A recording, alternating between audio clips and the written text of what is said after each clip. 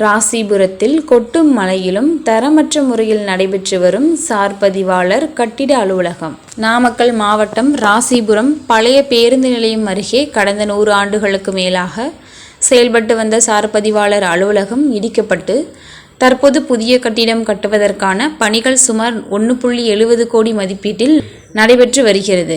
இந்த நிலையில் புதிய கட்டிடம் கட்டுவதற்கான பணிகள் மேற்கொண்டு வரும் நிலையில் முதற்கட்ட பணியாக பில்லர் அமைக்கும் பணி நடைபெற்று வருகிறது. மலையில இருந்து பில்டிங் போட்டா தாங்கலாம். அது எப்படிங்க மழை வரும்போது நீங்க போட்டுடுறீங்க? அது எப்படி நிற்குமா? இந்த மலையில் நீங்க போடுறீங்க, இந்த சிமெண்ட் தாங்குமா? அதுக்கு முன்னாடியே தான் நீங்க போட்டதுன்னா வீடியோ எடுத்துட்டேன். இந்த கொற்ற மலையில போய் போட்டீங்கன்னா அந்த பில்டிங் தாங்குமா நாளைக்கு? சொல்லுங்க. நான் ரிப்போர்ட்டருங்க. நீங்க யாரு? நீங்க